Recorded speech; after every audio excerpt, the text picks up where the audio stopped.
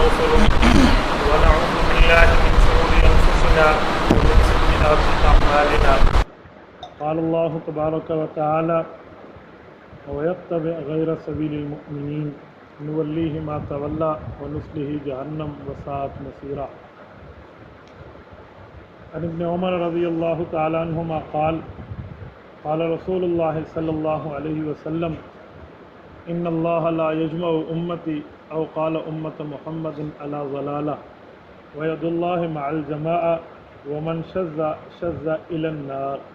رواہ الامام الحمام الترمذی فی جامعہ. صدق اللہ العظیم وبلغنا رسولہ النبی الامی الکریم.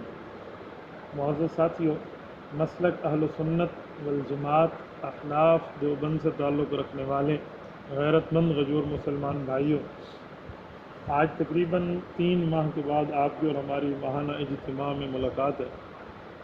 اس سے قبل رجب میں نے آخری بار یہاں بیان کیا، پھر شعبان اور رمضان میں سعودیہ کے سفر پہ تھا، اور پھر اس کے بعد آپ کے سامنے حاضر ہوں. آپ کے علم میں بخوبی یہ بات موجود ہے کہ یہ ہمارا ماہانہ اجتماع نہ کوئی جلسہ ہوتا ہے اور نہ کوئی کنونشن، بلکہ ہم مہینے میں صرف 1 گھنٹہ اپنے چند دوستوں اور احباب کو جمع کرتے ہیں، اس وجہ سے کہ کسی نہ کسی عنوان کو گفتگو ہو جائے اور وہ عنوان آن دا ریکارڈ حصہ بن جائے. یہ گفتگو کی ریکارڈنگ اپنی ذات کے لیے نہیں ہے، بلکہ آئندہ آنے والے لوگوں کے ایمان اور عقیدے کی حفاظت کے لیے. آپ بخوبی جانتے ہیں ہم ویڈیو ضرورت کے درجے میں رکھتے ہیں. میری کبھی کوئی ذاتی معاملات میں اتنا ویڈیو نہیں ہے، تو ویڈیو صرف آئندہ نسلوں کے ایمان کے تحفظ کے لیے. آج اہل باطل ویڈیو کی شکل میں آیا ہے تو اہل حق کو یہ میدان خالی نہیں چھوڑنا چاہیے. یہ ہمیں معلومات ہے کہ اہل باطل کس حد تک اس معاملے میں محنت کر رہا ہے. ہم ضرورت کے درجے میں اور حرمت کے قائل ہونے کے باوجود اس فیلڈ میں بادل ناخواستہ آئے ہیں. جو عنوان میں آپ کے سامنے رکھوں گا نا آج، آپ اس کو ذرا غور سے سنیں اور ہو سکے تو بندہ اس کو آگے پھیلائے. پاکستان 1947 14 اگست کو بنا ہے، جب رمضان المبارک کی 27ویں تاریخ تھی. گویا 27 تاریخ رمضان المبارک کی ہے اور پاکستان مالد وجود میں آیا ہے. پاکستان مالد وجود پہ آیا لا الہ الا اللہ محمد الرسول اللہ جیسے مقدس کلمے کے عنوان پر بدقسمتی سے اس ملک میں ہر طرح کے فتنے موجود ہیں، اور بعض فتنے ایسے ہیں جو پاکستان بن جانے کے بعد ہمارے سامنے آئے ہیں. مختلف فتنے میں آپ کے سامنے رکھ سکتا ہوں. میں نے آج جس فتنے پہ آپ کی خدمت میں بات کرنی ہے نا، وہ ہے انکار حیات النبی. حضور پاک علیہ الصلوۃ والسلام کی حیات کا انکار کرنا کہاں سے شروع ہوا، اس کی ابتدا، اس کا پس منظر، تہ منظر، پیش منظر، بیک گراؤنڈ اس کا کیا ہے، یہ میں نے پوری تفصیل سے آپ کو سمجھانا ہے. اس کی وجہ جب تک ہم کسی فتنے کو اس کی حقیقت پہ نہیں سمجھیں گے نا، پھر جا کر کام نہیں بنتا. ایک بات درمیان میں کر کے میں اپنے موضوع کی بات کرتا ہوں. میرے دوست جو ہمارے بیانات میں کبھی کبھی بیٹھتے ہیں، وہ مجھ سے ایک سوال کرتے رہتے ہیں. کہتے ہیں حضرت ہم نے آپ کے بیانات سنے ہیں، آپ کے بیانات میں خیر کی باتیں کم اور شر کی باتیں زیادہ، امن کی باتیں کم، فساد کی باتیں زیادہ، صلح کی باتیں کم، لڑائی کی بات زیادہ، وجہ کیا ہے؟ میں نے کہا بھئی یہ صحابہ کرام سے پوچھو.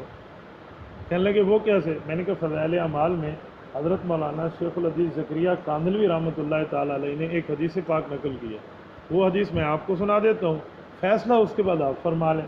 کہنے لگے جی. میں نے کہا حضرت شیخ الحدیث مولانا محمد زکریا کاندھلوی ہمارے اکابر میں سے ہیں، اور میں ایک بات ان کے لیے کہوں تو آپ شاید حیران ہوں، پوری دنیا میں سب سے پہلے جسے لقب شیخ الحدیث کا ملا ہے نا، مولانا محمد زکریا کاندھلوی. مولانا زکریا رحمہ اللہ سے پہلے کوئی ایسا شخص نہیں جسے کسی نے شیخ الحدیث کہا ہو.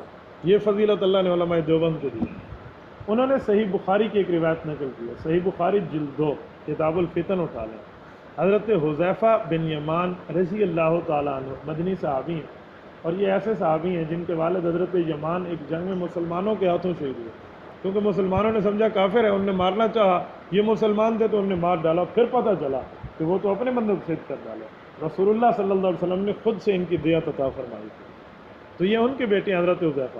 شیخ الحدیث مولانا زکریا کاندھلوی رحمہ اللہ لکھتے ہیں کہ رسول اللہ نے ان سے راز کی باتیں شیئر کی تھی. تمام راز کی باتیں رسول اللہ ان سے شیئر فرماتے تھے۔ اب توجہ رکھو، وہ کیا کہتے ہیں؟ وہ کہتے ہیں کہ جب رسول اللہ صلی اللہ علیہ وسلم کے سامنے میں بیٹھا ہوتا اور دوسرے صحابہ بیٹھے ہوتے، میرے میں اور دوسرے صحابہ میں ایک فرق تھا۔ وہ فرق کیا تھا؟ کان الناس یسألون عن الخیر وکنت اسألہ عن الشر مخافۃ ان یدرکنی، مخافۃ ان یدرکنی او کما قال۔ توجہ رکھنا، صحابہ کرام کی عادت تھی وہ حضور علیہ السلام سے خیر پوچھتے تھے، اور میری عادت تھی میں حضور سے شر کی باتیں پوچھتا تھا۔ شاگردوں نے پوچھا استاد جی ہمیں آپ کی بات سمجھ نہیں آئی۔ حضرت حذیفہ نے تشریف فرمائی کہ وہ خیر کی باتیں پوچھتے تھے تاکہ خود بھی عمل کریں اور لوگوں کو بھی خیر کی باتیں بتائیں، جسے کہتے ہیں یأمرون بالمعروف، اور میں شر کی باتیں پوچھتا تھا تاکہ خود بھی بچوں اور آئندہ آنے والی نسلوں کو بھی بچا سکوں، مخافتاً ان یدرکنی۔ کہتے ہیں اچھا کیوں؟ یہ ہے نہی عن المنکر۔ میں نے اس دوست کو کہا کہ میری اب سوال کے بعد جواب کی گنجائش نہیں رہی، آپ کہہ رہے تھے کہ آپ کی باتوں میں فساد شر کی باتیں زیادہ ہیں خیر کی کم ہے، تو کہنے لگے جی مجھے سمجھ آ گیا۔ میں نے کہا دیکھیں فساد کی باتیں کر کے ہم فساد پھیلاتے نہیں ہیں، فساد سے بچنے کا طریقہ سمجھاتے ہیں۔ آپ مجھے بتائیں پولیو کے خلاف مہم چلتی ہے تو پولیو کی بات آ جاتی ہے تو حکومت پولیو پھیلاتی ہے یا پولیو کم کرنے کی تدابیر بتاتی ہے؟ ڈاکٹر پولیو کی دوائی دیتے ہیں یا خواہ مخواہ سے بڑھانے کی بات کرتے ہیں؟ تو کسی بیماری کو، کسی مرض کو بتا کر اس سے بچانا یہ تو اصلاح کا طریقہ ہے، اسے نہی عن المنکر کہتے ہیں۔ تو میں نے بھی آپ کی خدمت میں نہی عن المنکر کے طریقے پہ ایک فتنے کا تعارف آپ کے سامنے رکھنا ہے۔ یہ مزاج حذیفی ہے، اور آپ حیران ہوں گے شیخ الحدیث مولانا زکریا کاندلوی نے ایک عجیب الفاظ لکھے ہیں۔ مولانا فضائل اعمال حکایات صحابہ میں لکھتے ہیں کہ حضرت عمر رضی اللہ تعالیٰ عنہ باقاعدہ اہتمام کے ساتھ پوچھتے تھے یہ جو بندہ فوت ہو گیا ہے اس کے جنازے میں حذیفہ آئیں؟ اگر حضرت حذیفہ کا علم ہو جاتا حضرت عمر کو کہ گئے ہیں تو حضرت عمر جنازہ پڑھنے جاتے، ورنہ آپ مجھے بتاؤ، وہ کہتے ہیں دشمن مرے تو خوشی نہ کریے سجنا بھی ٹر جانا ہے، ہمارے حضرات کہتے ہیں نا، تو حضرت عمر تو اس پہ خوش ہو رہے ہیں، شکر ہے میں اس کے جنازے میں شریک نہیں ہوا۔ حضرت عمر یہ کیوں کر رہے ہیں؟ اور پوچھ بھی حضرت حذیفہ سے رہے، تو پتہ چلا بعض فتنے بعض ایسے ہوتے ہیں جن سے بچنا چاہیے۔ اور یہ کون بتا رہے ہیں؟ بولیے کون سے بزرگ بتا رہے ہیں؟ مولانا محمد زکریا کاندلوی۔ میں نے فضائل اعمال کا حوالہ کیوں دیا آپ کو پتہ ہے؟ وہ اس وجہ سے دیا ہے کہ آپ اس کو خود دیکھ کے پڑھ سکتے ہو۔ میں اگر ایسی کتابوں کا حوالہ دوں جو عربی ہوں اور آپ کی سمجھ سے بالا تر ہو، آپ کہیں گے پاس مولوی صاحب آخت ہے، اس کو کڑا پتہ ہے۔ میں آپ کو وہ کتاب بتاتا ہوں جو آپ کی دسترس میں، آپ اٹھیے اور فضائل اعمال سامنے رکھیے، آپ پڑھنا شروع کر دیجئے۔ ہمارے اکابر کی کتب ہے، ہم کتب پڑھتے بھی ہیں اور وقت آئے تو کتب کا تحفظ بھی کرتے ہیں۔ اب توجہ رکھیں، ملک پاکستان کو بنے ہوئے ابھی 20 سال پورے ہونے لگے ہیں۔ اس سے 20 سال کیا 10 سال ہوئے 1957 میں، 47 سے 57 10 سال ہوئے ہیں کہ ایک فتنے نے معرض وجود میں آنے کی کوشش کی اور سر اٹھایا۔ 1957 ہے، سن 1374 ہجری بنتی ہے اور آج 1437 ہجری ہے۔ اس حساب سے اس فتنے کو بنے ہوئے 63 سال ہوئے ہیں، اور 1957 سے اب 2016 ہے، عیسوی حساب سے اس فتنے کو بنے ہوئے ایک کم 60 سال ہوئے ہیں۔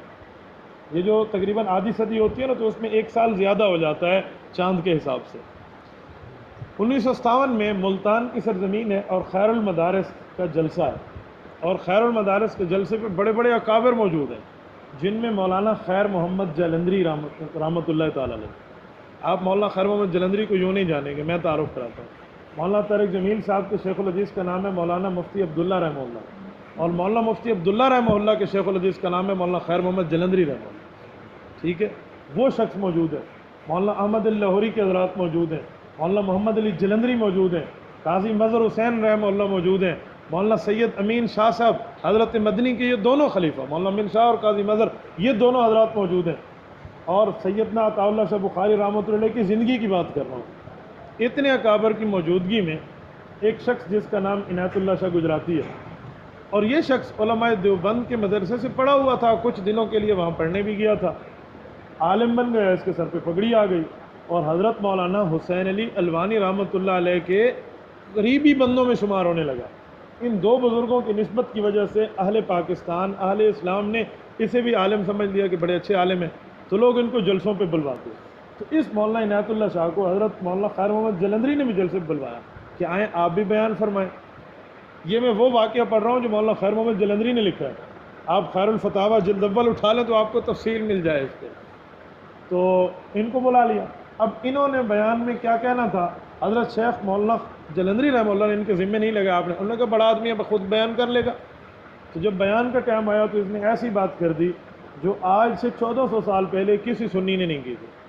اہل و سنت والجماعت حنفی شافعی مالکی حنبلی میں کسی نے بھی وہ بات نہیں کی تھی. وہ بات کیا تھی؟ وہ یہ دعویٰ کر دیا کہ حضور پاک علیہ الصلاۃ والسلام کو تم لوگ قبر میں زندہ سمجھتے ہو، یہ غلط ہے. رسول اللہ نعوذ باللہ اپنی قبر شریف میں مردہ ہے. یہ عقیدے کی اس نے بنیاد رکھی اور یہ عقیدہ اس نے بنا کے لوگوں کے سامنے پیش کر دیا. جب یہ اس نے بولا نا تو مولانا جلندری اسٹیج پہ موجود تھے. مولانا خیر محمد جلندری رحمۃ اللہ علیہ پریشان ہو گئے. یار یہ کیا بات ہے، یہ تو اہل و سنت والجماعت میں کوئی بھی بات نہیں کرتا جو مولانا نے کہہ دیا. تو بہرحال انہوں نے ادب احترام سے بیان میں تو کچھ نہیں کیا. جیسے مولانا نے بیان ختم کیا تو مولانا اسپیکر پہ آ گئے. مولانا جلندری کا اپنا مدرسہ تھا، ان کا حق بنتا تھا، بڑے تھے، چھوٹا غلطی کرے تو اصلاح کر سکتے. وہ آئے اور انہوں نے کہا لوگوں میں ایک بات کی وضاحت آپ کی خدمت میں کر دوں. یہ جو مولانا نے بات کی ہے نا کہ رسول اللہ صلی اللہ علیہ وسلم اپنی قبر شریف میں زندہ نہیں ہے، یہ مولانا کی بات غلط ہے. علماء اہل اسلام اور مسلمانوں کا یہ عقیدہ نہیں ہے. یہ عقیدہ ہے کہ وفات کے بعد اللہ نبی کو وفات دیتے ہیں، وفات کے بعد انبیاء کو اللہ قبروں میں زندگی عطا فرماتے ہیں، حتیٰ کہ حضور پاک علیہ السلام اپنی قبر مبارک میں زندہ ہیں. ہماری آنکھیں نہیں ہیں ہم دیکھ سکیں، ہماری دنیا والی آنکھیں ہیں. رسول اللہ کی قبر پہ درود پڑھیں تو آپ علیہ السلام خود سنتے ہیں. اور مولانا خیر محمد نے فرمایا کہ یہی تو امتی اور نبی کا تعلق ہوتا ہے، وفات کے بعد کہ نبی کی قبر پہ امتی آتے ہیں اور اس پہ سلام پڑھتے ہیں. تو یہ تعلق بھی ختم کر دیا جائے تو ہمارے پھلے کیا بچا. مولانا نے بات فرمائی تو اتنے میں مولانا عنایت اللہ شاہ صاحب کمرے میں آ چکے تھے. کمرے میں آئے تو مولانا جلندری بہت غصے سے. مولانا نے فرمایا عجیب بات آپ نے کی، بلایا ہم نے، کرایہ ہم نے آپ کو دینا ہے، آپ کے سفر کے اخراجات ہم نے برداشت کرنے ہیں، ہم نے آپ کے لیے عوام اکٹھی کی ہے، اور میرے جلسے پہ آ کے مجھ سے آپ فیس لے کر میرے جلسے میں اہل و سنت کے خلاف عقیدہ دے رہے ہیں. مولانا کیا کہہ رہے ہیں آپ؟ یہ گلا کیا سمجھانے کے لیے. حق تھا، بڑوں نے کہا ہے تو مان لینا چاہیے تھا. اس موقع پہ مولانا محمد علی جلندری، مولانا امین شاہ صاحب حضرت مدنی کے خلیفہ اور استاد جی گھومن صاحب کے پیر، ہمارے دادا پیر بنتے، مولانا محمد امین صاحب اٹھے اور مولانا عنایت اللہ سے کہا مجھ سے عجیب بات ہے، کیا کر رہے ہو یار، یہ کہاں سے پڑھا تم نے؟ تو مولانا قاضی مدر صاحب بیٹھے تھے. انہوں نے کہا یار یہ عجیب بات ہے. مفتی عبدالشکور ترمذی صاحب جیسا بندہ بیٹھے، انہوں نے سمجھانا شروع کر دیا، یہ نہیں مانتے. آخر مولانا محمد علی جلندری اٹھے، ختم نبوت والے. مولانا عطا اللہ صاحب بخاری رحمۃ اللہ علیہ کے پروردہ تھے، ان سے تو برداشت نہ ہوا تھا. مولانا جلندری نے کہا مولانا کوئی دلیل بھی ہے دنیا میں اس بات کرنے کی؟ تو وہ الٹا ان پہ سوار ہوئے، کہا آپ کے پاس دلیل ہے؟ یہ جو آپ کہہ رہے ہیں آپ کے پاس کیا دلیل ہے؟ مسلمانوں ایک بات کہوں آپ حیران ہو گئے. یہ وہ وقت تھا کہ عقیدہ حیات النبی پر مستقل کوئی کتاب موجود نہیں تھی. یہ وہ وقت تھا.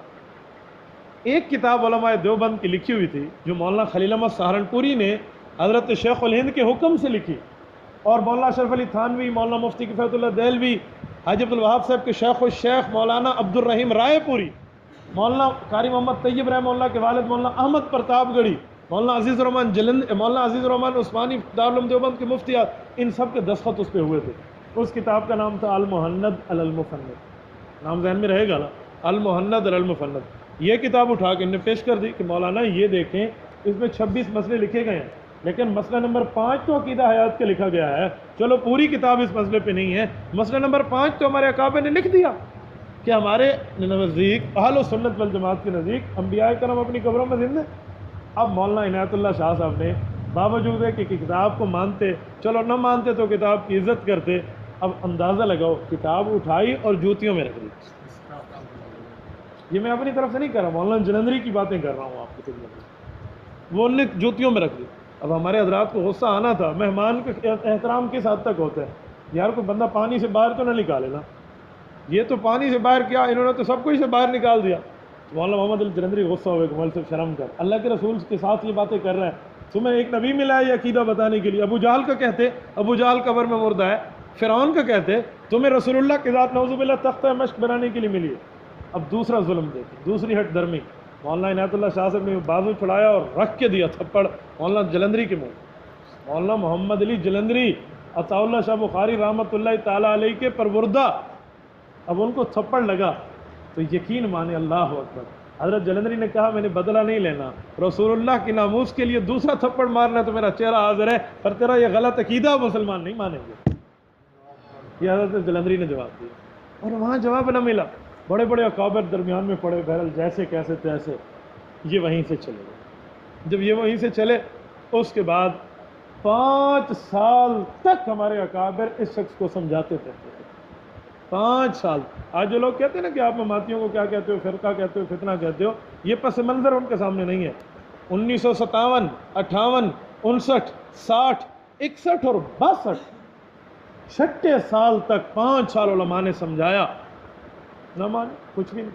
اس میں مولانا ظفر احمد عثمانی کو ڈالا گیا. حضرت مولانا ظفر احمد عثمانی وہ شخصیت ہے، علماء اسلام میں اس جیسا بندہ آپ ڈھونڈ کے لاؤ. آپ کو پتہ ہے ان کا کارنامہ، میں آپ کو 2 کارنامے بتاتا ہوں. محمد علی جناح قائد اعظم نے جب ملک پاکستان بنا لیا تھا نا، تو حضرت تھانوی سے دعا لی تھی نا، تو اس وقت حضرت تھانوی زندہ نہیں تھے، لیکن ان کے بھانجے مولانا ظفر احمد عثمانی زندہ تھے نا. تو مولانا ظفر احمد عثمانی سے قائد اعظم نے کہا تھا ڈھاکہ کے اندر پاکستان کا جھنڈا لہرانا ہے، آپ لہراؤ، کیونکہ آپ نواسے ہو، آپ کے نانا، آپ بھانجے ہو، آپ کے ماموں جان مولانا اشرف علی نے میرے پاکستان بننے کے لیے دعا کی تھی، اللہ نے بنا دیا، تم جھنڈا لہراؤ. یہ مولانا ظفر احمد عثمانی ہے. اور ایک اور کارنامہ ان کا، مولانا ظفر احمد عثمانی رحمۃ اللہ علیہ کا ایک دوسرا کارنامہ ہے. وہ کیا ہے؟ وہ دوسرا کارنامہ مولانا کا یہ ہے کہ جس وقت حضرت تھانوی کے سامنے غیر مقلدیت کا فتنہ آیا، تو حضرت تھانوی نے ایک کتاب لکھی جس کا نام تھا الاقتصاد فی بحث التقلید والاجتہاد. کچھ دنوں میں حضرت تھانوی رحمۃ اللہ علیہ نے سمجھا کہ غیر مقلدیت اس کتاب پہ ماننے والی نہیں ہے، اس کا علاج کسی اور طریقے سے کیا جائے. تو مولانا ظفر احمد تھانوی سمیت سب کو بلوایا، بڑے شاگردوں کا، یار اس کا کوئی مکوبد ہوئی نہ تھا، کام نہ بنا. تو آخر میں مولانا کے ذمہ لگا کہ ایک کام تو کر لے، بس میں تیرا تعاون کروں گا. وہ کیا ہے؟ فقہ حنفی جتنے مسائل ہیں، تقریباً حضرت اکاڑوی کی تحقیق کے مطابق لاکھوں میں ہیں، 12,90,000 مسئلہ ہے.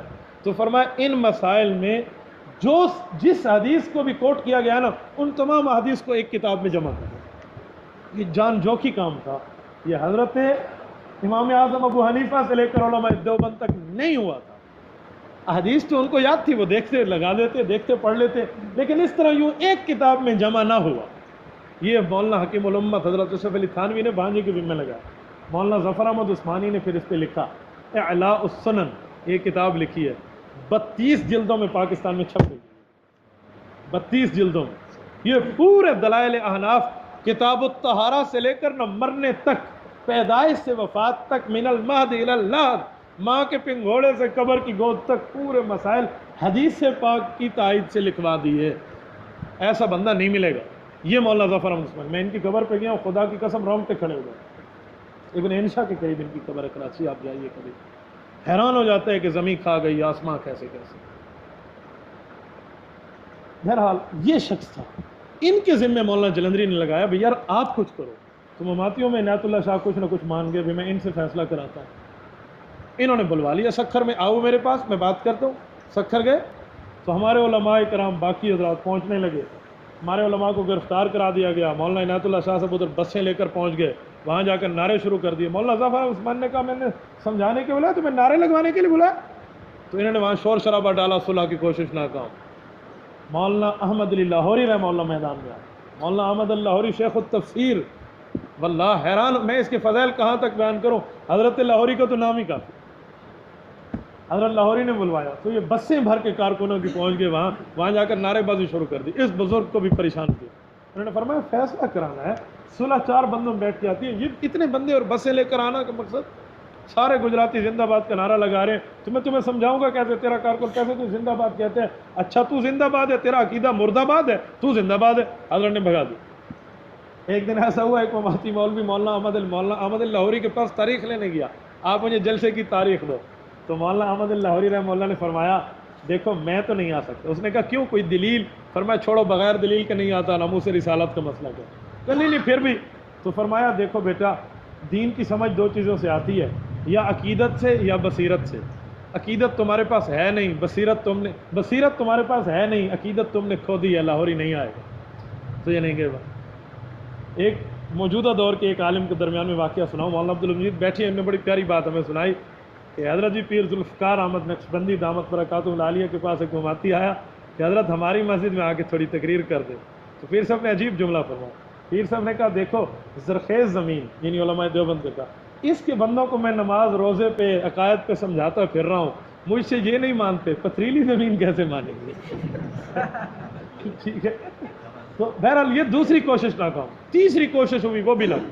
5 سال گزر گئے. آخر علماء دیوبند نے سوچا یار ایسا کرو، اس وقت جو دارالعلوم دیوبند کا بزرگ محتمم سب سے بڑی شخصیت ہے اس کو بلواؤ، جس کا نام قاری محمد طیب قاسمی رحمۃ اللہ علیہ ہے، اور ان سب کے اس وقت کے موجودہ بندوں کے استاد ہیں، سب کے استاد ہیں، بلواؤ ان کو. دارالعلوم دیوبند کے محتمم اور مولانا محمد قاسم نانوتوی رحمۃ اللہ علیہ کے پوتے. 50 سال یہ بندہ محتمم رہا ہے. 50 سال. میری تحقیق 40 سال کی تھی. میں نے لکھا بھی ہے، کہا بھی ہے. مجھے دارالعلوم دیوبند سے ایک مول صاحب نے فون کر کے کہا کہ حضرت فلاں کتاب میں 50 سال محتمم ہونا لکھا ہوا ہے، آپ نے 40 کا آیت تو صحیح فرما لیا. میں نے اس کو شکریہ ادا کیا اور میں 50 سال کہہ رہا ہوں. 50 سال یہ آدمی محتمم آدھی صدی رہا ہے. حضرت مولانا علاؤالدین صاحب نور اللہ مرکزہ کے اساتذہ میں شامل ہیں. غالباً تحاوی یا موطا مولانا علاؤالدین صاحب نے ان سے پڑھی ہے. تو قاری طیب صاحب تشریف لائے. قاری صاحب جب پاکستان آئے نا تو مولانا عنایت اللہ شاہ گجراتی سب سے پہلے اس سے ملنے کے لیے کراچی پہنچ گئے تاکہ اس کی اکیلے میں کان بھر دوں، ذہن سازی کر دوں.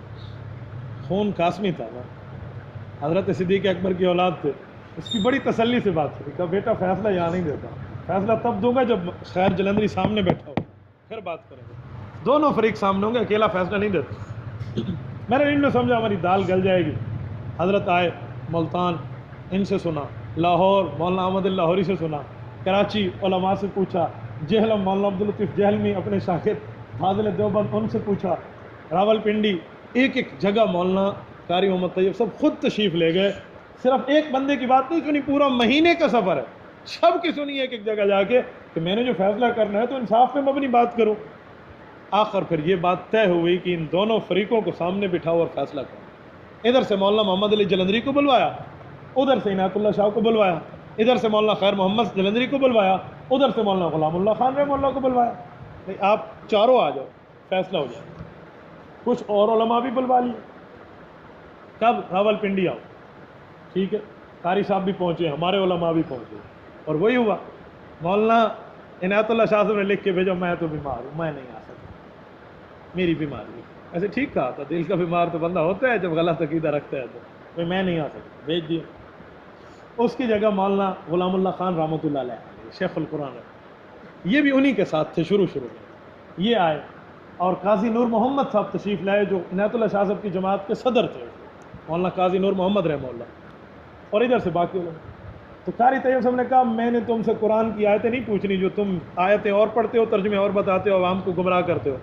میں نے تم سے آیتیں نہیں پوچھنی، میں آیتیں تم سے بہتر الحمدللہ جانتا ہوں. میں استاد ہوں، پڑھنے آیا ہوں، پڑھنے نہیں آیا، پڑھانے آیا ہوں. میں فیصلہ کرنے آیا ہوں، میں نے دلائل نہیں پوچھنے. مجھے بتاؤ تم دیوبندی ہو یا نہیں ہو؟ کہنے لگے ہم تو دیوبندی ہیں. تو کہا علماء دیوبند کے پاس جب آپ پڑھے تھے تو کون سا عقیدہ، نبی کی قبر میں مردگی والا یا زندگی والا؟ ان نے تو پڑھنی تھی نا یہ آیت اور وہ آیت، اور اپنی طرف سے لوگوں کو وہ کام تو سارا بند ہو گیا مولانا قاری طیب صاحب کے سامنے. پھر انہیں کبھی عقیدہ تھا تمہارے والا پڑھائی جرا ہے حضور دی قبر دی حیات دا، انہیں کہا لکھ دو یا کہہ دو ہم دیوبندی نہیں ہیں، پھر تم جانو تمہارا کام ہے.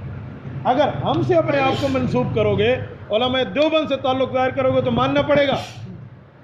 مرتے کیا نہ کرتے والی بات تھی، دوسرے اماتی تو اپنی جگہ، لیکن مولانا غلام اللہ خان رحمہ اللہ اور حضرت مولانا نور محمد رحمہ اللہ، ان دونوں حضرات نے لکھ دیا کہ ہم مانتے ہیں عقیدہ حیات النبی تھی. حضور پاک علیہ السلام اپنی قبر میں زندہ ہیں، قبر کے قریب رسول اللہ حاضر ہونے والوں کو صلوات و سلام سنتے ہیں، دور سے فرشتے پہنچتے ہیں، اور ہمارے مطابق ان نے دل سے لکھا ہے. ہم ان کو آج بھی رحمہ اللہ کہتے ہیں، ان کے لیے استغفار کرتے ہیں اور ان کو اپنا بڑا سمجھتے ہیں. ان نے بالکل ٹھیک لکھا ہے، شیخ القرآن نے بھی لکھ دیا، مولانا قاضی نور محمد صاحب نے بھی لکھا. اور ایک تحریر قاری طیب صاحب نے اور لکھا کہ دیکھو مولوی عنایت اللہ شاہ نہیں آیا، دوسری تحریر لکھو. انہوں نے کہا وہ کون سی؟ کہا مولوی عنایت اللہ شاہ تمہاری جماعت کا. کہا جی ہماری جماعت کا، شہادت التوحید کا. کہا یہاں لکھو اس سے بھی اس پہ دستخط کراؤ گے، اگر اس نے دستخط نہ کیا تو پھر اس سے بائیکاٹ کرو گے. انہوں نے کہا بات تو ٹھیک ہے. انہوں نے دوسری تحریر لکھ دی. پھر قاری طیب صاحب یہ تحریریں اور یہ واقعات لے کر مولانا غلام اللہ خان کو کہا اس کو تو اپنے رسالے میں چھاپے گا، میں دیوبند سے اپنے رسالے میں چھاپوں گا جو ماہنامہ نکلتا ہے. تو ٹھیک ہے. حضرت تشریف لے گئے واپس. حضرت نے جا کے ادھر سے چھاپا ہے، دارالعلوم ماہنامہ دارالعلوم دیوبند کا مہینے مہینے رسالہ نکلتا ہے، اس میں چھاپا. مولانا غلام اللہ خان رحمہ اللہ دل سے لکھ چکے تھے، انہوں نے تعلیم القرآن میں اپنے رسالے میں چھاپا۔ جب مولانا غلام اللہ خان کی باری آئی ان سے بات کرنے کی تو مولانا عنایت اللہ شاہ ماننے لگے، کہا میں تو نہیں مانتا، یہ ایسے ہے، یہ ویسے ہے، یہ فلاں ہے، یہ فلاں۔ تو مولانا غلام اللہ خان رحمۃ اللہ علیہ نے ان سے 8 سال دوری رکھی ہے، 8 سال کے لیے الگ ہو گئے، جلسے میں نہیں بلوایا۔ یہ میں نہیں کہتا، مولانا غلام اللہ خان رحمہ اللہ کے سب سے بڑے شاگرد مولانا مسعود الرحمن عثمانی کے والد مولانا عبد المعبود نے اپنی کتاب میں لکھا ہے، آپ ان کی کتاب دیکھ لیں، انہوں نے لکھ دیا 8ویں سال کے بعد سوچا چلو عنایت اللہ شاہ پرانا دوست ہے، شاید اب ہدایت مل گئی ہوگی، بلا لیں، بلا لیا جلسے پہ۔ تو جلسے میں جب تقریر کرنے لگے تو عنایت اللہ شاہ نے دوران تقریر کہا آؤ میں تمہیں حیات پہ دلائل دوں۔ شروع ہوئے نا عقیدہ حیات کے خلاف، تو مہمان تھے، شیخ القرآن میزبان تھے، اٹھے وہیں سے آ کر اپنے ہاتھ سے اس کو اسپیکر کھینچا کہ چھوڑو بس بہت ہو گئی ہے دلائل کی، جب تک قاری طیب کے فیصلے پہ دستخط نہیں اگلا کام نہیں ہوگا۔ یہ مولانا غلام اللہ خان کے شاگرد نے لکھا ہے۔ عنایت اللہ بند علوی کو جواب دیا کہ تم جھوٹ بولتے ہو، شیخ القرآن مماتی تھے، کہ کوئی مماتی نہیں تھے وہ۔ بہرحال یہ 1962 میں صلح ہوئی، اور اس صلح میں آدھے سے زیادہ فتنہ تھم گیا، بڑے بڑے حضرات ادھر آ گئے تھے، لیکن عنایت اللہ شاہ واحد آدمی تھے جو نہ جماعت کے جنرل سیکرٹری تھے نہ صدر تھے، ایسا ویسا کچھ تھا، عہدہ تھا نہیں، بس اس نے اپنا دھڑا علیحدہ بنا لیا، اور وہ دھڑا آج تک آ رہا ہے۔ یہ ہے انکار حیات کا پس منظر۔ یہ کام 1957 میں ہوا ہے، جب رسول اللہ کو دنیا سے گئے ہوئے 1350 سال گزر گئے تھے۔ میں ڈھکی گیا، میرے ایک دوست ہیں، ان کے والد صاحب بہت بوڑھے ہیں، مجھے انہوں نے کہا میرے والد صاحب سے آپ ملے استاد جی، تو ان کے والد صاحب سے ملا، اس کی سفید داڑھی ہے، اس بزرگ نے بہت زبردست بات کی، مجھے یہ بات ہمیشہ یاد رہے گی۔ مجھے فرمانے لگے بیٹا میں تو تمہیں جانتا نہیں تھا تم کون ہو، ہمارے تو تمہارے والد صاحب کے ساتھ تعلقات تھے، مجھے میرے بیٹے نے تیرے بیانات سنائے ہیں، میں نے بیانات سنے ہیں، اکثر باتیں تو میرے سر کے اوپر سے گزر گئی ہیں۔ تو میں چپ ہوا، میں نے کہا چاچا کچھ سمجھ بھی آیا؟ کہتے 1-2 باتیں مجھے بڑی پلے پڑی ہیں۔ تو میں نے کہا وہ کون سی باتیں ہیں جو آپ کو ماشاءاللہ سمجھ آئی ہیں؟ کہتے ہیں بس مجھے ایک یہ بات سمجھ آئی کہ 57 کل پہلے یہ دنیا تو کون نہیں آئی، 57 سے پہلے دنیا میں نہیں تھے یہ انکار حیات والے۔ تو میں اپنے دوست کے پاس گیا، مولانا اشرف کی بات کی جو ڈھکی میں ان مماتیوں کے بڑے، کہتے ہیں ان کے پاس گیا تو اس نے کہا مولوی اللہ دیتا کیوں آیا ہے؟ تو میں نے اسے کہا مولوی اشرف بس تیرے کو گال پوچھنا آیا۔ تو میں نے کہا جی بتائیے۔ تو اس نے کہا چائے شاید مجھے پلائے۔ میں نے کہا چاہ شاہ بعد ایک مسئلہ لیتا ہوں کیسے وہ کہ ہن تک جڑے تساں ساکو یہ حدیثاں تے آیتاں سنے دے کھڑے ہوئے، یہ 1957 وچ لتھیاں نہیں پہلے مولویوں کو نہ دے۔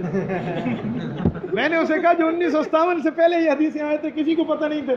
تو اس نے کہا نہیں حدیثیں شروع سے آ رہی ہیں۔ تو دوسرا سوال اس نے کیا، اس نے کہا مولوی شروع مجھے یہ بتا عنایت اللہ شاہ آج ہی کیوں تھی؟ یہ لفظ اس نے سریکی میں بولا نا تو میں حیران ہو گیا، عنایت اللہ شاہ الگ کیوں ہوا ہے یہ بتا بس۔ وہ جو دلیل انہوں نے کہا نہیں انہیں تو نواں قرآن لگتا، اس پہ نیا قرآن آیا، نئی حدیث آئی، علیحدہ کیوں ہوا ہے حضرت نانوتوی سے لے کر جو آج تک معاملہ آ رہا، یہ بندہ علیحدہ کیوں؟ مجھے یہ بتا۔ اب وہ آیتیں پڑھے تو اس نے کہا آیتیں تو تب پڑھو جب آیتیں 1957 میں اتری ہوں، یہ آیتیں تو 1400 سال کے مولویوں کو پتہ تھی، یہ الگ کیوں ہوا ہے وہ دلیل پڑھو۔ وہاں کہ یار میں نہ جواب دے سکتا۔ تو مجھے کہنے لگے بیٹا مجھے آپ کی بس یہی بات سمجھ آئی تھی، وہ میں نے اس سے بات کر لیا، میں کوئی شاہ نہیں پیتی، میں بچے وانڈا ہوں، میں اس سے واپس آ گیا۔ تو یہ پس منظر ہے جو آج کے نوجوانوں کے ذہن میں نہیں ہوتی، ہمارے بزرگوں کو پھر بھی پتہ ہوگا لیکن عوام کو پھر بھی پتہ نہیں ہے۔ یہ 1962 میں معاہدہ ہوا، معاہدہ انہوں نے توڑ دیا عنایت اللہ شاہ نے۔ ہمارے علماء سمجھاتے رہے سمجھاتے رہے سمجھاتے رہے، نہیں مانے نہیں مانے نہیں مانے۔ 1972 آ گیا، 10 سال بعد اس معاہدے کو علماء دیوبند نے پھر ان کے خلاف کتاب لکھوائی، 5 وہ 10 یہ 15 سال ان کے فتنے کو لگ گئے تھے۔ اس کے بعد کتاب تسکین الصدور پہلی منظر عام کر لی، سن 72 ہے۔ پھر ہمارے علماء بیٹھے اور انہوں نے کہا کتاب لکھو۔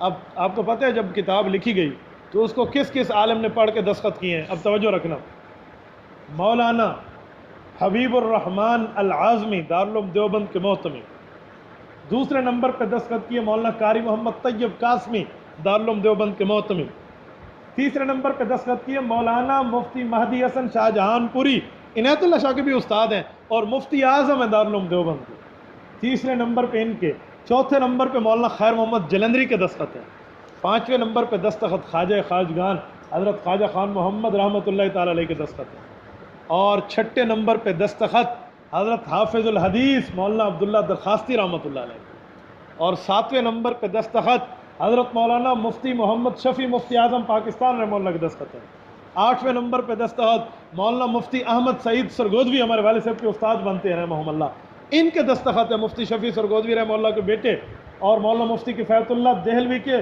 जो है ना मोतमद अहले शागिर्द है। और 9वें नंबर पे दस्तखत मौलाना नवाज शहीद रहमहुल्लाह के उस्ताद मौलाना दोस्त मोहम्मद कुरैशी रहमहुल्लाह के दस्तखत है। 10वें नंबर पे दस्तखत मौलाना यूसुफ बिन नूरी रहमहुल्लाह के दस्तखत है। मौलाना मुफ्ती आज़म मौलाना ज़फ़र अहमद उस्मानी रहमहुल्लाह के दस्तखत है। ये अकाबरीन की लाइन लगी हुई है। मौलाना जमील अहमद थानवी हज़रत मौलाना ज़फ़र अहमद उस्मानी रहमहुल्लाह के शागिर्द है और हज़रत थानवी के नवासे इनके दस्तखत हैं।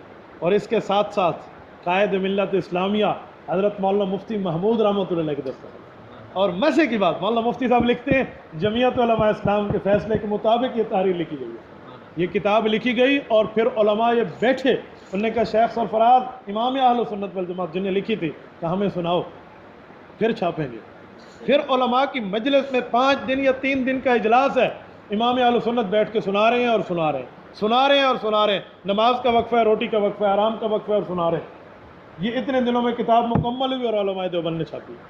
और जो उलमा रह गए थे फिर उन्होंने एक पोस्टर पर दस्तखत करके छपवा दिए, जिनमें मौलाना इदरीस कांदलवी रहमतुल्लाह, मौलाना अहमद अली लाहौरी रहमतुल्लाह अलैह, मौलाना मोहम्मद सादिक रहमतुल्लाह अलैह और हज़रत मौलाना रसूल खान हज़ारवी रहमतुल्लाह अलैह, हज़रत मदनी से पहले शेखुल हिंद के शागिर्द हैं मौलाना रसूल खान हज़ारवी, इन अकाबरीन के दस्तखत हैं और ये किताब मंजर आम पे आ गई। हमारे हज़रात कहते तुम इनके खिलाफ बातें क्यों करते हो? हमने तो 15-15 साल इंतज़ार किया है कि ये फितना थम जाए, फितनी थम जाए, कहीं बात ख़त्म हो जाए, इनके खिलाफ बात न करें। जब गली गली में इन लोगों ने नारे लगाए तो फिर किताबें लिखनी पड़ी, फिर उनके खिलाफ किताब आ गई है। इस जैसी किताब जिसे इजमाई दस्तावेज़ कहते हैं आज तक इनके पास नहीं है। और फिर ममातियों ने आपस में बैठ के सर जोड़े। चकवाल के एक मौलवी था, मौलवी मोहम्मद से नीलवी, नीले दुल्हे के इलाके का, उसके पास ममाती है कि खुदा दलामर कोई हाल का ढीला कोई जवाब, इसका कोई जवाब लिखो। तो उसने सोच सोच के निदाए हक नाम से इसका जवाब लिखा। दस्तखत करने के लिए पूरे पाकिस्तान और हिंदुस्तान में कोई तैयार नहीं हुआ, अब इस पर दस्तखत कौन करे। आखिर मौलवी साहब ने क्या किया, जो इस मदरसे में पढ़ाते थे उस मदरसे के मोहतमिम से कहा यार तू तो दस्तखत करते, तू तो भला यार है। मौलाना मोहम्मद अमीर बंदियालवी अताउल्लाह बंदियालवी के अब्बा जी ने इसने दस्तखत कर दिया, आप वो किताब लिख के तेको भेज दी। ये वो किताब है, लूली लगड़ी गिलीज के तजरी टूराना लिए, ये इल्मी आसमानों का मुकाबला करेगी। ये किताब है। वो सराकी में एक मिसाल है, अंधा वंडे रेवड़ियाँ दे वल वल देवे आपको, तो मोहतमिम मुदर्रिस के दस्तखत नहीं करेगा तो किताब पे तो और कौन करेगा। तो ये मामला सामने। हाल ही में मेरी एक शख्स से गुफ्तगू भी इसी फ़िरके से था। मैंने कहा भाइयों तौबा कर लो और मौलाना गुलामुल्लाह खान रहमतुल्लाह के अकीदे को मान लो, उन्होंने जो लिख के दिया वो तो मानो। उसने एक नई बात की है, वो मैं आपको समझाता हूँ, शायद आप किसी के सामने पेश करो तो वो ये बात करे। मुझे कहने लगा मौलवी साहब वो तो सुलहनामा था, सुलह था, सुलह में तो कुछ भी लिख दिया जाता है। मैंने कहा सुलह में झूठ भी लिख दिया जाता है, झूठ भी लिखा जाता है। अच्छा झूठ लिखने वाला फिर शेखुल कुरान होता है। मैंने कहा मौलाना गुलामुल्लाह खान रहमतुल्लाह ने झूठ लिखा है तो वो शेखुल कुरान तो नहीं है, नऊज़ुबिल्लाह वो तो मुनाफिक है। हम तो उसे मुनाफिक नहीं, हम तो उसे बड़े आदमी समझते हैं। आप कैसे, आपको शेखुल कुरान भी कहते हो, झूठ भी मानते हो। फिर उसने एक लंगड़ी दलील पेश की, लंगड़ी लूली दलील पेश करते हुए कहने लगा ओए मुआहदा नहीं था सुलह हुदैबिया का, उसको पढ़ो तो समझ आ जाएगा। मैंने कहा ज़रा समझाओ, हम तो सारा दिन सुलह हुदैबिया पढ़ते पढ़ाते हैं, हमें तो ये बात आपकी झूठी नज़र नहीं आती। कहते हैं जब सुलह हुदैबिया में मुआहदा लिखा जाने लगा था, हुज़ूर ने फरमाया था मुहम्मदुर रसूलुल्लाह की तरफ से है, तो काफिरों ने कहा था अगर हम आपको मुहम्मदुर रसूलुल्लाह सल्लल्लाहु अलैहि वसल्लम मानते तो आपसे लड़ते। ये ना लिखो, कुछ और लिखो, मोहम्मद इब्न अब्दुल्ला लिखो। तो हुज़ूर ने मोहम्मदुर रसूलुल्लाह की जगह मोहम्मद इब्न अब्दुल्ला लिखवा दिया था। तो मुआहदे में तो ये चीज़ बदली दी जाती है, तो हमने भी ऐसे मौलाना गुलामुल्लाह खान ने लिख दिया था।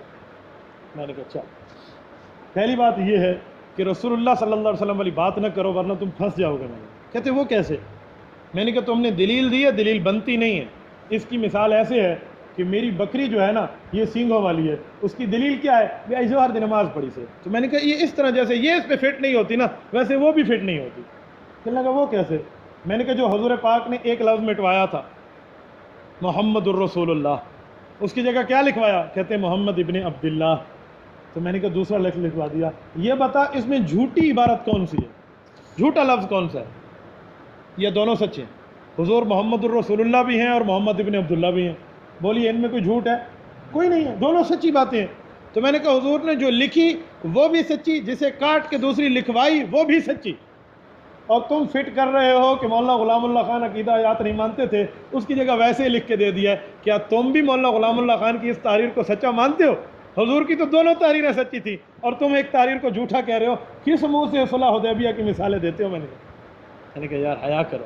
اور دوسری بات، صلح حدیبیہ میں معاہدہ کافر سے ہو رہا تھا اور یہاں بات استاد کی شاگرد سے چل رہی تھی، یہاں فیصلہ ہو رہا تھا، صلح حدیبیہ فیصلہ تو نہیں تھا، وہ تو دونوں فریقین بیٹھے تھے، اس میں ثالث آیا ہوا تھا۔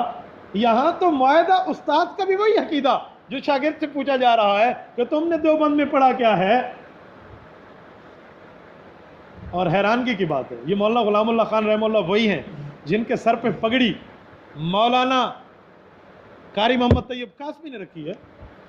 خود نہیں مانتے تو اپنی کتابیں دیکھ لو۔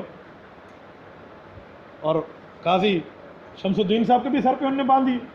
تو جو تمہارے سر پہ پگڑیاں باندھ رہا ہے، تمہارے ہاتھ میں پگڑیاں تھما رہا ہے اور تمہیں عالم فاضل ہونے کی سرٹیفکیٹ دے رہا ہے، نعوذ باللہ تم اس کو مشرکین مکہ کی طرح بندے سمجھتے ہو کہ ہم نے اسے معاہدے کیے ہیں۔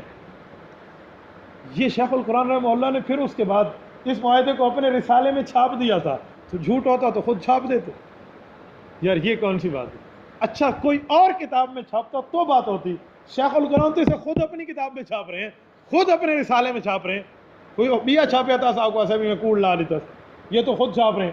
تو اس لیے شیخ القرآن ہے، جھوٹا نہیں ہے، رحمہ اللہ بڑے بڑے آدمی ہیں، یوں نہیں ہے جیسے آپ نے سوچا۔ یہ فتنہ اس وقت سے چلا اور یہ صرف پاکستانی فتنہ ہے، یاد رکھیں۔ ہمارے پاس مفتی اقبال دامت برکاتہم العالیہ پڑھنے کے لیے تشریف لائے، دارالعلوم دیوبند سے دورہ حدیث بھی ہے اور تخصص بھی ہے مولانا مفتی اقبال صاحب انڈیا کے۔ وہ جب تشریف لائے میرے پاس یہاں گواہ موجود ہیں، میں نے ان سے کہا کہ حضرت سنائیں کیا حال ہے؟ کہتے استاد جی بس آپ کو دعائیں دیتے ہیں ہم تو بڑے بیانات وہاں سنتے ہیں، ہمارے جمعرات دیوبند میں گزرتا ہی آپ کے بیانات سن کے میں نے کہا مجھے ایک بات سمجھاؤ۔ کہتے ہیں آپ کو بات سمجھاؤں گا لیکن مجھے ایک بات بتاؤ۔ میں نے کہا جی کیا؟ کہتے ہیں مماتی کون ہوتے ہیں؟ یہ اشاعت توحید و سنہ یہ کیا چیز ہے؟ میں نے کہا کیوں؟ کہتے ہیں ہندوستان میں تو ہمیں نہیں جانتے بھی نہیں ہیں یہ کون لوگ ہیں۔ وہ کہنے لگا ہمیں پتہ ہی نہیں ہے، یہ تمہارے بیانات آئے ہیں تو ہم نے سوچے کہ مماتی فتنہ بھی ہے، ہمارے ہاں تو الحمدللہ سارے عقیدہ حیات النبی کے قائل ہیں۔ یہ دارالعلوم دیوبند کی بات کر رہے ہیں۔ میں نے مولانا سے عرض کیا تھا، میں نے کہا مولانا اس کی ویڈیو بنوا کے پاکستان میں اپلوڈ کر دو تاکہ ان کو پتہ چلے کہ دیوبندی لیٹرین نہیں تھی تو کوئی یاد نہیں کرے گا، تم خود کو دیوبندی کہتے پھرتے ہو، وضو خانے ککولی کرنے لے تو کوئی یاد نہیں کرے گا تو تم خود کو دیوبندی کہتے ہو۔ دارالعلوم دیوبند کو پھر حضرت شیخ سرفراز نے لکھا بھی آپ ان کے بارے میں فتویٰ لکھو۔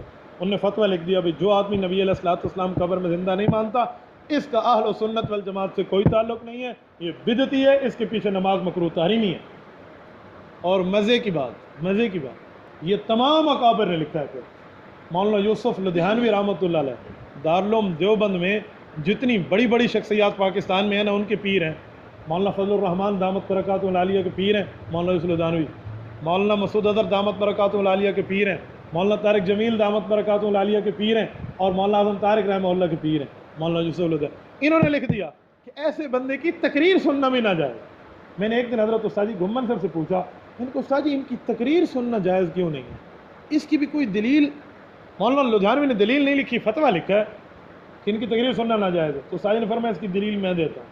استاد فرمانے لگے دیکھو پہلے نبوت کی ذات ہے، پہلے نبوت کی پھر نبوت کی بات ہے۔ جو آدمی نبوت کی ذات نہ مانے اس کی بات بھی نہیں سنتا، جو آدمی نبوت کی ذات نہ مانے اس کی بات بھی نہیں سنتا، اس لیے علماء نے لکھ دیا۔ اور پھر ہمارے ریونڈ کے امام، مدرسہ عربیہ ریونڈ کے امام حضرت مولانا محمد جمیل دامت برکاتہم العالیہ، اللہ ان کی صحت میں اور علم میں برکت عطا فرمائے، اب کافی ضعیف ہے۔ میں نے تو اپنے 4 ماہ والے عرصے میں ان کے پیچھے بڑی نمازیں پڑھی ہیں۔ صبح کی نماز مسنون طریقے سے پڑھانے والا آدمی ہے۔ صبح نماز میں آتے فرماتے پھر رکعت الاولیٰ سجدہ، مجھے آج بھی یاد ہے۔ سنت جو رسول اللہ صبح نماز جمعے کے دن پڑھاتے تھے نا، اس کی سنت پتہ کیا ہے؟ حضور پاک علیہ الصلوۃ والسلام جمعہ کے دن صبح کی نماز میں 5 رکوع تلاوت فرماتے تھے، 3 رکوع سورۃ الف لام میم سجدہ، 2 رکوع سورۃ الدہر دوسری رکعت میں، اور پہلی رکعت میں سورۃ سجدہ بھی مکمل اور سجدہ بھی آیت تلاوت والا سجدہ بھی۔ یہ میں نے سنت وہیں دیکھی ہے۔ اور یا پھر اپنے استاد جی ہیں ہمارے مولانا لیاقت علی شاہ نقشبندی دامت برکاتہم کراچی جامعہ درویشیہ کے محتمم، وہ اور وہ میں نے زندگی میں 2 بندے دیکھے ہیں بس۔ تو مولانا جمیل دامت برکاتہ العالیہ کے پاس ابھی سرگودا مرکز سے بندے بھیجے گئے، 40 آدمی ہیں۔ مولانا جمیل خود فرماتے ہیں 40 بندے سرگودا کے میرے پاس آئے، اور کس کو لے کر آئے؟ اپنے امام کو لے کر آئے۔ آپ ان کا فتویٰ سن لیں، ان کا فتویٰ آیا ہوا ہے آڈیو میں بھی۔ 40 بندے آئے اور 40 بندے ایک امام کو پکڑ کے لے آئے، کہ حضرت آپ بڑے ہیں، ریمنڈ والے ہیں، آپ دعاؤں والے ہیں، بد دعاؤں والے آپ نہیں ہیں، آپ فیصلہ فرما دیں اس بندے کا عقیدہ سن کے یہ کہتا کیا ہے۔ تو انہوں نے پوچھا بھئی آپ کیا کہتے ہو؟ اس نے اپنا عقیدہ بتایا تو مولانا جمیل صاحب سمجھ گئے بھئی عقیدہ کوئی رول گول ہے، ایک کھیر پانی رلائی کھڑوتا ہے، اے مسئلہ خراب ہے۔ تو ان پہ حاجی عبدالوہاب صاحب دامت برکاتہم نے پابندی لگائی ہوئی، آپ نے فتویٰ نہیں دینا۔ تو وہ فرمان لگے دیکھو میں فتویٰ تو نہیں دیتا، لیکن آپ کو فتویٰ لے کر دیتا ہوں، جو میرے اکابر فتویٰ دیں گے بس میرا فتویٰ بھی وہی ہوگا، میرے اوپر جماعت کی وجہ سے پابندی میں فتویٰ نہیں دے سکتا۔ کہنے لگے ٹھیک ہے۔ ویسے تبلیغ جماعت کا اپنا انتظام ہے، مفتی صلی اللہ علیہ وسلم صاحب کے علاوہ فتویٰ کوئی نہیں دیتا تھا، ان کی اپنی ترتیب ہے، بزرگوں کی ترتیب کے خلاف بک بک بھی نہیں کرنی چاہیے، وہ ان کی اپنی ترتیب ہے۔ تو انہوں نے پھر مولانا شیر محمد جھنگوی صاحب کو فون کیا، مولانا شیر محمد ایلوی صاحب، جھنگوی مولانا شیر محمد ایلوی دعوت برکاتہم، یہ وہ ہیں جو ریونڈ میں امتحان لینے آتے ہیں، جامعہ اشرفیہ کے مفتی اعظم ہیں لاہور کے، یہ ریونڈ امتحان لینے آتے ہیں، یہ تشریف لائے اور ان کو فون کیا اور فون ملایا، اور اللہ جزائے خیر عطا فرمائے مولانا جمیل صاحب کو، وہ ریکارڈنگ بھی ساتھ لگائی ہے تاکہ ریکارڈنگ بھی ہو جائے۔ انہوں نے اس سے پوچھا مفتی صاحب میں محمد جمیل ریونڈ سے، انہوں نے کہا اہلاً اہلاً اہلاً و سہلاً، مولانا فرمائیں کیسے یاد فرمایا آپ نے؟ مولانا فرمانے لگے حضرت ایک امام آیا ہوا ہے، سارے کل تحتو کل بہر، ذرا پوچھو تو گال کرو نا، یہ کہہ کر اس کے ہاتھ میں دے دیا موبائل، کہا چل بات کر، جیسے ان کا اپنا انداز ہے۔ اس نے ان کو اپنے راگ الاپنے شروع کر دیے۔ انہوں نے کہا نا بابا ہمیں بتاؤ تم کہنا کیا چاہتے ہو، مماتی ہو حیاتی ہو؟ انہوں نے کہا نہیں آپ بتائیں۔ انہوں نے عقیدہ حیات پڑھا تو اس نے کہا میں تو مانتا ہوں۔ اب وہ 40 بندے حیران ہو گئے، ادھر مانتا ہے ادھر کہتا ہے میں عقیدہ حیات نہیں مانتا، یہ کہنا چکر ہے، پریشان ہو گئے، کیونکہ وہ اسے سیروزے میں ساتھ لے کے جاتے تھے نا، یہ پورے سیروزے میں اپنی دعوتیں دیتا رہتا تھا، تبلیغ دی کوئی ترتیب ہی نہیں رہتا، یہ اپنے بھائی اے عقیدہ حیات نہ منو تو اے نہ کرو، یہ پتھریاں سمجھاتا رہتا تھا ان کو۔ انہوں نے کہا مولوی صاحب کوڑ نہ مار سدھا لا، ادھر کیا کہتے ادھر کیا کہتے؟ تو مفتی صاحب نے فون پہ سن لی کہ بندے پریشان ہیں، تو مفتی صاحب نے دوسرے طریقے سے پکڑا، مولوی نے کہا تم تقیہ کر رہے ہو دنیا کی وجہ سے، اوے آخرت میں برباد ہو جاؤ گے، جھوٹ نہیں بولے۔ نے کہا نہیں تقیہ نہیں، سچ کہہ رہا ہوں۔ تو انہوں نے کہا اچھا یہ بتاؤ اگر تم سچ کہہ رہے ہو اور واقعی عقیدہ حیات کے قائل ہو تو یہ تمہارے خلاف شکایت لے کر کیوں آئے؟ تو اس نے کہا نہیں حضرت بس میں آیات توحید بیان کرتا ہوں نا، بس وہ توحید کی وجہ سے شرک پہ رد کرتا ہوں تو میرے خلاف۔ مولانا مفتی جمیل صاحب کہنے لگے یہ تیرے خلاف شکایت لے کر کیوں آئے تو بتا، ہمارے خلاف تو شکایت نہیں ہوتی، ہم بھی تو عقیدہ توحید بیان کرتے ہیں، آیات پڑھتے ہیں، یہ تم کس بنیاد پہ تیرے خلاف شکایت لے کر آئے ہیں یہ بتاؤ۔ اس پہ پکڑا گیا۔ وہ کہتے ہیں نا جھوٹا کہیں نہ کہیں سے پکڑا جاتا ہے۔ تو پھر مفتی شیر محمد صاحب نے پوچھا یہ بتا کہاں سے پڑھا ہے؟ نے کہا جامعہ صدیقیہ کا جو گجرا والے میں، کہا جی آقا وہ تو مماتیوں کا گڑھ ہے۔ اب چپ جی جی جی جی، انہوں نے کہا وہ تو عقیدہ وہاں مماتیوں کو پڑھا جاتا ہے، کہ جی ہاں صاحب پڑھایا تو وہ ویند ہے۔ اب پھنس گیا، پزل ہو گیا، اب ماننا پڑا اس کو۔ تو مولانا جمیل سے نے پوچھا حضرت ٹائم زیادہ ہو رہا ہے، آپ بس فتویٰ فرمائیں اس کے پیچھے نماز کا، یہ مقتدیوں کو کیا حکم ہے؟ تو فرمان لگے مقتدیوں کو کہہ دو جو اس امام کے پیچھے نماز پڑھتا ہے اور رکھنے ہٹانے کا اختیار ہے، ایسے بندے کی نماز اس کے پیچھے نہیں ہوتی۔ مفتی صاحب نے پھر پوچھا بھی جن کو نہیں ہے، کہا ان کی بھی نہیں ہوتی، وہ کسی اور امام کے پاس جائیں متبع سنت۔ اور یہی فتویٰ ریونڈ سے، یہی فتویٰ جامعہ دارالحسنین سے چھپ کے آ گیا، فیصل آباد کے مدرسے سے، مولانا ترجمیل سے مدرسے کے فتوے آپ دیکھ لیں، ہمارے پاس چھپ کے اوپر مہر لگی ہے کہ جو حضور رسول اللہ صلی اللہ علیہ وسلم کے عقیدہ حیات کو منکر ان کے پیچھے نماز نہیں ہوتی۔ اور یہی فتویٰ جامعۃ الرشید سے مفتی ابو لبابہ صاحب کے دستخط سے مفتی محمد صاحب کا فتویٰ 12 صفحات پہ چھپ کے آیا۔ دیوبند کے فتوے کی کتنی تصدیقیں ہوئیں، اور حال ہی میں 2008 کے اندر شیخ الحدیث و تفسیر مولانا علاء الدین نور اللہ مرکزہ نے انہی الفاظ سے فتویٰ لکھا تھا کہ اہل محلہ پہ لازم ہے ایسے امام کو معزول کر کے اس کی جگہ صحیح العقیدہ امام مقرر کیا گیا۔ ایک مماتی ایک دن مجھے کہنے لگا میں تو دیوبندی ہوں، میں نے کہا تیری مثال ایسے ہے جیسے ایک پولیس والا کہے میں تو پولیس والا ہوں اور پولیس کا ڈپارٹمنٹ لکھ کر دے دے بھئی اے اسادہ کو نہیں، وہ لکھے یہ ہمارا نہیں ہے، ڈپارٹمنٹ تسلیم نہیں کرتا، وہ کہ نہیں صاحب میں تھا ہاں پیا، تمہاری بھی وہی حال ہے، دارالعلوم دیوبند اکابرین دیوبند تمہیں دیوبند تسلیم کرنے کے لیے تیار نہیں ہے، نہیں صاحب میں تھا ہاں، اے وہ گالے وہ آدھیانا سا گھین نہ ویسوں تو اے آدھیائی میں فرنٹ سیٹ تے بیٹھ کے ویسا، وہ کہتے تھے ہم لے نہیں جائیں گے، نہیں میں فرنٹ پہ بیٹھ کے جاؤں گی۔ تو اس بندے والا حال دنیا میں کیا ہوگا؟ تو یہ انکار حیات کا پس منظر ہے۔ میں نے جان بوجھ کے آج کو اس کو ریکارڈ کرا کے اگلی نسلوں کے ایمان عقیدے کے تحفظ کے لیے گفتگو کرائی ہے، تاکہ بندہ کسی کو سمجھائے نا تو ایک مجلس میں بیٹھ کے بتا دے بھئی یہ فتنہ دنیا میں کیا ہے، اس فتنے کا مطلب کیا ہے، ان کا عقیدہ کیا ہے، کیا حساب ہے، کیا کتاب ہے، کیا نہیں ہے۔ اور اس پر میں آپ کو واقعات سناؤں نا، یقین مانیں آپ حیران ہو جائیں گے۔ میں اس عالم کا نام بھی لے سکتا ہوں۔ مجھے ایک مولوی صاحب نے آ کر خواب بتایا کہ میں نے خواب دیکھا ہے رسول اللہ صلی اللہ علیہ وسلم کی زیارت ہوئی اور ادھر یہ پتھری بیٹھے ہوئے ہیں، حضور اشارہ کر کے کہتے ہیں ان کو کیا ہو گیا ہے، حدیثیں میری ہیں پھر بھی نہیں مانتے۔ میں نے اس بندے سے کہا، میں نے کہا بس یہ مجھے سنا دیا، اللہ تجھے بھلا کرے، پتھریوں کو نہ سنا ہوئے، وہ حدیث نہیں مانے دیتے، تیرا خواب مانے دن میں نے، یہ یاد رکھنا، وہ تیری بات نہیں مانیں گے۔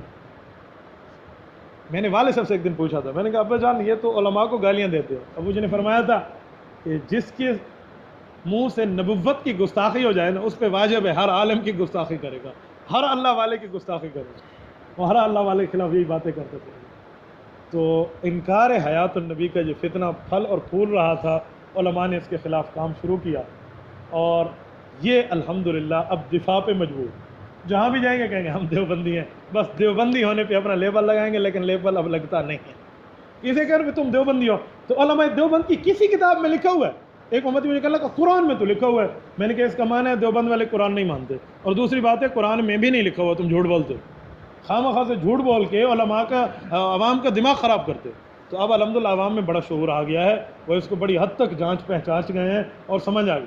میں آپ کو سناؤں آپ حیران ہو جائیں گے، ہمارے ایک شاگرد ہے یاسر، وہ 10ویں کلاس کا پیپر دے رہا تھا، تو اس کے ساتھ ایک لڑکا پیپر دے رہا تھا، میرے پاس ہے، مجھے کہنے لگا استاد جی آج تو بڑا مزہ آئی سر امتحان حال۔ میں نے کہا کیا ہوا؟ کہتے ہیں ایک بندے نے نقل مانگی تو 2 بندے اسے نقل دینے لگے، تو پیچھے سے ایک بندے نے کہا نقل لینے میں پتھری ہے۔ اچھا تو پوری کلاس نے کہا تے کو نقل شکل سکو نہ انداز۔ یہ بچوں میں شعور آ گیا ہے، یقین مانے 2006 میں جب میں یہاں آیا نا، وہاں حیران ہو جائیں گے، میں نے صبح نماز یہاں پڑھی، جب میں دورہ حدیث کر کے آیا، السلام علیکم نماز کا سلام پھیرا، ادھر سلام پھیرا نا، تو مجھے ایک بندے نے یوں پکڑ لیا تھا، مولوی صاحب پتھریاں تھا کیا مسئلہ ہے؟ مجھے ادھر سلام نہیں پھیرنے دیا تھا، اتنی حد تک یہ مسئلہ عروج پہ تھا۔ یہاں اماماتی سارا دن یہاں آتے تھے، ہماری اس مسجد میں ادھر ادھر 35 اماماتی آتے تھے، سینکڑوں سے گلی بھر جاتی تھی، لیکن آج اللہ کا فضل ہے، آج کھلے عام اس مسئلے کا پرچار ہو رہا ہے، اور اپنی یہ دفاع پہ مجبور ہے کہ یہ مسئلہ ہے، یہ مسئلہ ہے، یہ مسئلہ ہے۔ تو خلاصہ وہی ہے کہ کسی فتنے کا تعارف اسی لیے کرایا جاتا ہے کہ بندہ اس سے بچ سکے، اور یہ حضرت حذیفہ رضی اللہ تعالیٰ عنہ کا مزاج ہے، اور اللہ پاک ہمیں فتنے سے محفوظ رکھے، نہ فتنے والا بنائے نہ فتنے کے ساتھ دینے والا بنائے۔ وآخر دعوانا الحمدللہ۔ لا إله إلا الله، لا إله إلا الله، لا إله إلا الله، ما لنا رب سواه، لا إله إلا